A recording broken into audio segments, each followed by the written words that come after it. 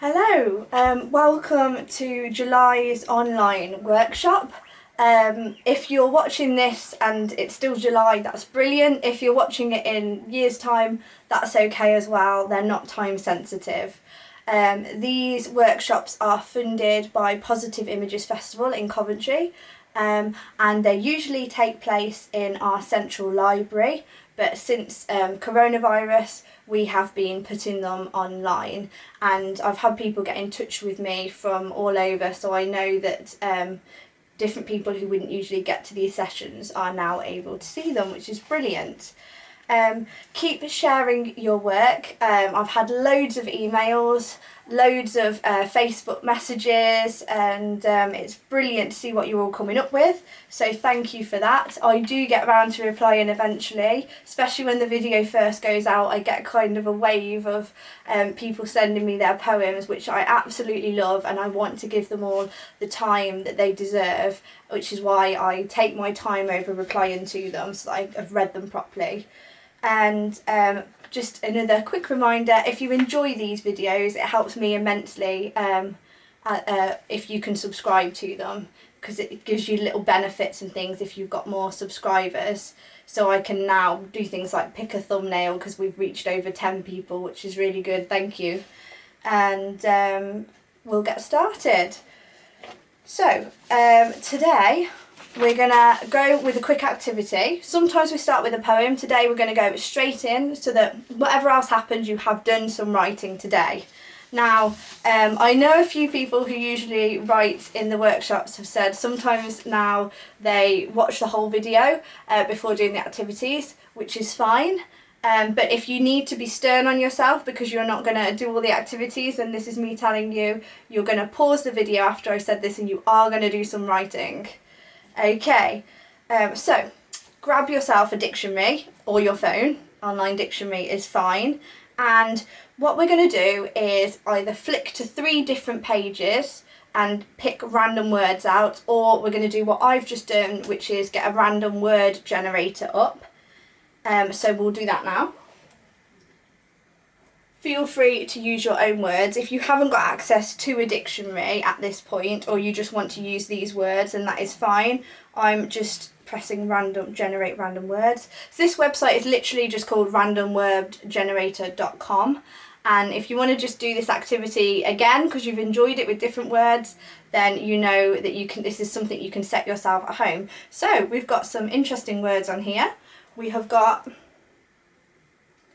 laboratory, exempt, and pillow. Laboratory, exempt, and pillow. Okay, so good luck. What you're going to do with those is write your 3 words down or type them into your document, however you prefer to work, and choose 2 of those random words. So choose the 2 that are really jumping out at you, or if you can see maybe there's a connection between them. And just have a think about how they could be linked.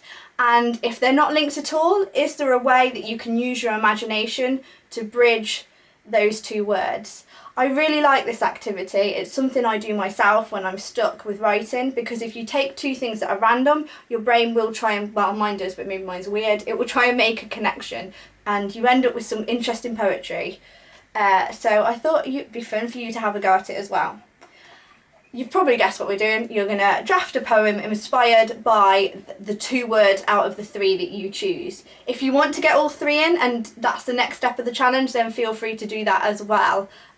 So give yourself at least 10 minutes.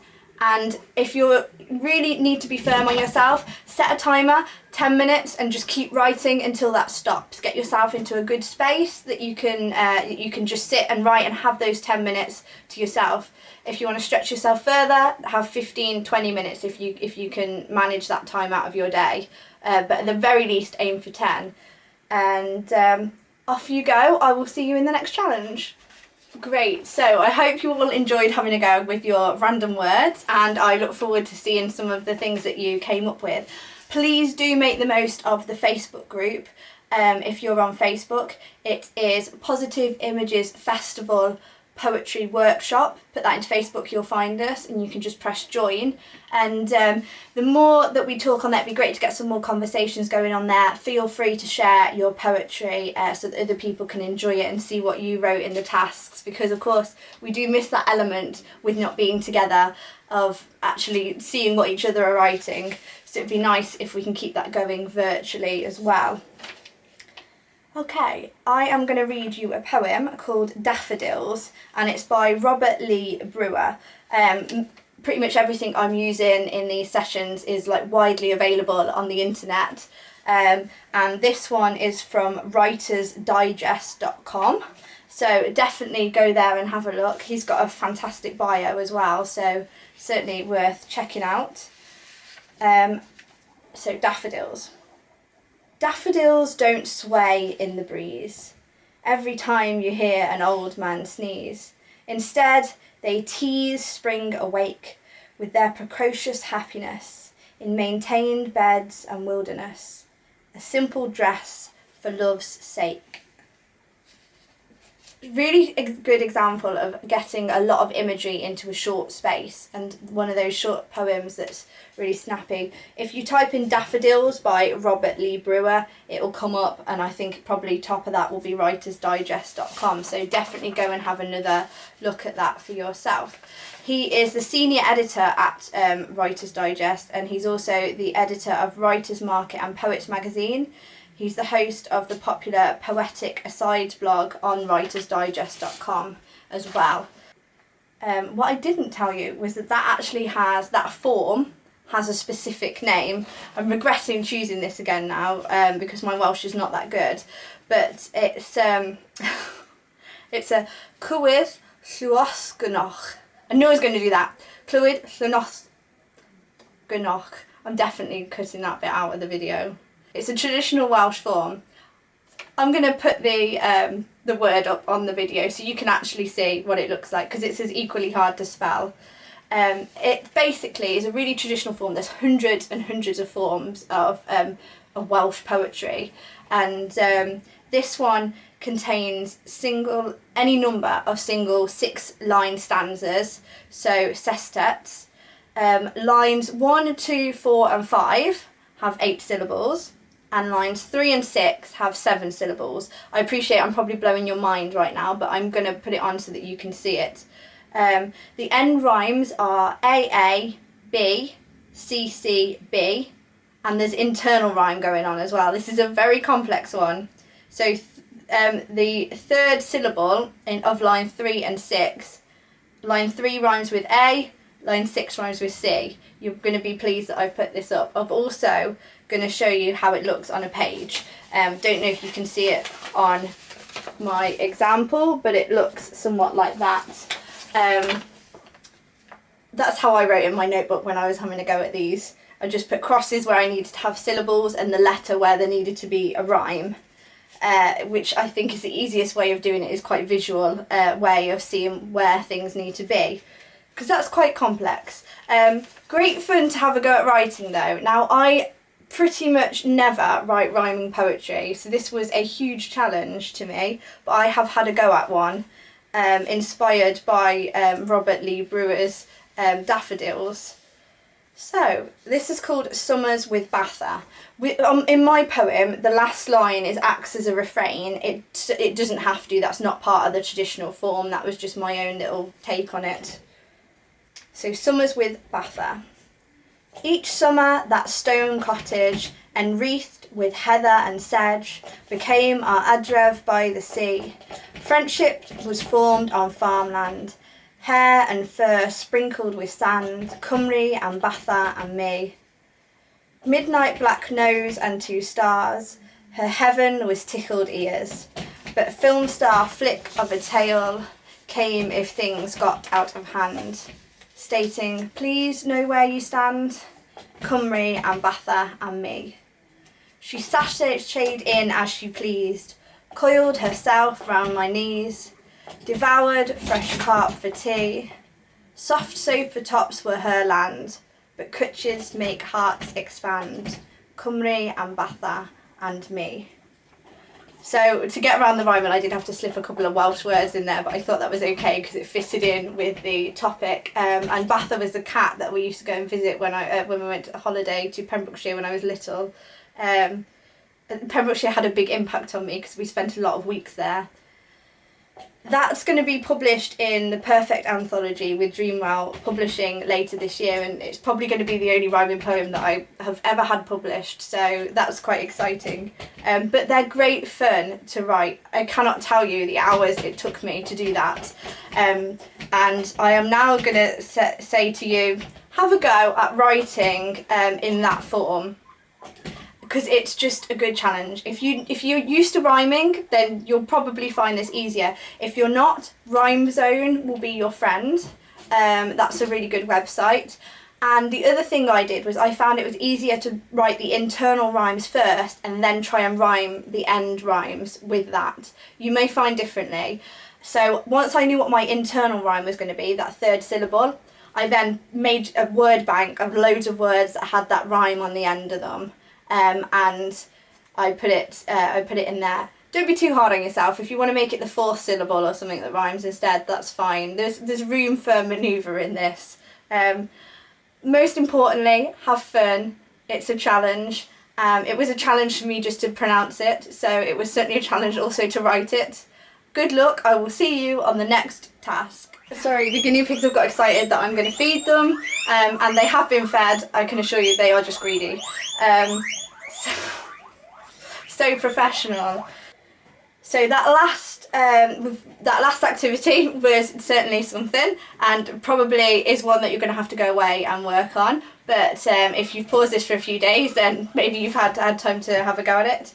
I always do something called a best practice quote. That's just where I get a quote from somebody about sort of writing or poetry or life generally that we can relate to poetry, to make us think a bit about our own writing. This week's is by a lady called Brie A. McIntyre.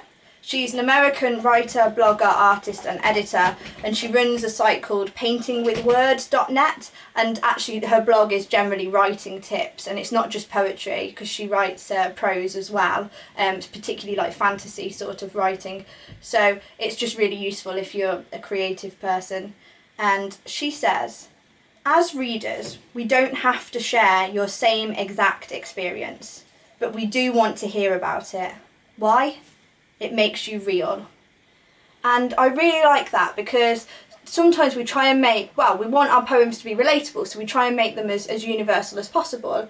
However, bizarrely, and I've still not really worked out why, although I think that's the closest I can get to it, is the more specific you are, the easier it is to relate to. Somebody can write about something that I've not experienced, yet I can relate to it because they've been really specific in their poem and not use like generalizations or try to cover a whole big topic and touch on lots of little bits about it. It's much easier to focus in on something as a reader. That's what I prefer. I think a lot of people do. So I really thought that was a good tip. So when you're having a go at these activities, try really, pretend you've got your camera there and you're using the zoom on it. Don't try and get everything into the picture. Okay. Activity 3, I've got another poem for us. This poem is by Christian Wyman, and it can be found on poetryfoundation.org. Fantastic website, amazing resource, and they do a poem of the day, which is great fun. You can have it emailed to you, or you can go on their site when you feel like it. So certainly go and visit there. Christian Wyman is an American poet and editor, and he was born in 1966, good year for England, and raised in the small West Texas town of Snyder. He's a former editor of Poetry magazine. He's the author of several volumes of poetry and has been widely published in literary magazines. Again, somebody else who's got a great CV. I think he's also a professor at a university. So I will read you his work. If you haven't realised already, the sort of vague theme this week is rhyming poetry, which is something, like I say, I don't do much of myself, but it's as worthy as any other poetry, and this is a good example of how rhyming poetry can give that beautiful flow to your poem and doesn't need to be cheesy, or none of this feels like they were shoved in rhymes, that it flows beautifully and makes you think, oh, I wish I'd written that. This is called Rhymes for a Water Tower. A town so flat a grave's a hill, a dusk the colour of beer, a row of school desks shadows fill a row of houses near, a courthouse spreading to its lawn, a bank clock's lingering heat, a gleam of storefronts not quite gone, a courthouse in the street. A different element almost, a dry creek brimming black, a light to lure the darkness close, a light to keep it back. A time so still, a heart's a sound, a moon the colour of skin, a pump jack bowing to the ground, again, again, again. I just love the sounds that are in that poem. I think it's beautiful, and to be honest, I was sold by the first line. A town so flat, a grave's a hill. Just wonderful, quirky, very specific introduction to that poem. Great first line. So again, if you want to revisit that one, poetryfoundation.org is the place to be. That's Christian Wyman, Rhymes for a Water Tower. Now, I would like you to have a go at writing a poem inspired by Christian Wyman's poem. If you have written something and it was inspired by another poem, it's really nice if under the title, maybe in italics, you put inspired by or after and then the title of the poem, especially if it plays quite a close resemblance to it. That's it's just a way of acknowledging that poet and their work, and it's a lovely thing to do. So this is your challenge. Think of somewhere that you have visited or that you know well. What objects, sounds, colours, smells give that place its uniqueness, its character, because everywhere has a different character. The thing with that poem is because it was specific, because it used those beautiful sounds and images, we got a really clear picture of the place. And I could imagine being there, even though I've never been there, because it was just so vivid. And that's what you want to try and create with yours. Well, that's what we all want to try and create with our poetry. So, inspired by the water tower, think of something that's maybe a key feature in the place that you're picturing. Maybe there's a monument or a statue. We're talking about a lot about those at the moment. Maybe there's a particular building, or maybe it's something that's personal to you, maybe like a tree or something that you used to meet people under. It can be anything, but have that focal point in your poem. And that's what he finished on, that pump jack bowing to the ground, and that again, the rhythm of it. So make it an important part of your poem, but also look just outside it and see what else is going on to give us a really good idea of that setting. I will leave you to do that, but first I will say my goodbyes for this month. Thanks once again to Positive Images Festival in Coventry, because without them these workshops wouldn't happen. Even when we're not online, these are free for everyone to access, because that is the ethos of Positive Images, that these things should be available to everybody. So thank you to Positive Images for all the amazing work that you do and for funding these workshops. Thank you to everyone who's stuck by these, even in this really weird time, and to all the new people that have joined us. It's brilliant. Thank you for everyone on the Facebook page who engages with us. Thank you to the subscribers, because it makes my video editing experience a lot easier, and it also means that you get these alerts straight to you as soon as the videos go up. So hopefully it's a good thing for you as well, and I'm not just begging likes. I may take a while to get around to answering all the messages, especially when they all first come in on that week after the workshop, but I really appreciate them, and I love having the chats with you and talking to you about the activities. So keep those coming, especially in the Facebook group. Would be brilliant. Also, I want to promote a great local event that is online at the moment, and that's Fire and Dust. That's my local open mic night. I'm sure loads of you have got others that you know about, but Fire and Dust is on Zoom at the moment, so you can get your tickets via Eventbrite. It's the first Thursday evening of every month, and you can sign up to read, you can listen. It's a great mix of people. So especially if you want to have a go at practicing reading some poetry out, that's a really good, safe, fun space to do it in. It's a really lovely community. So definitely check out Fire and Dust. Obviously I'm biased because it's my local one, but genuinely it's a wonderful, wonderful evening, and there's been people from all over the world actually, I think, coming to it since it went online as well. Our next workshop, which I'm going to assume is going to be online, because I think in the March one I naively said, oh, hopefully next month we'll be back. That might not be a thing, so 30th of August, the next poetry workshop will be out. Take care, stay safe, and happy writing.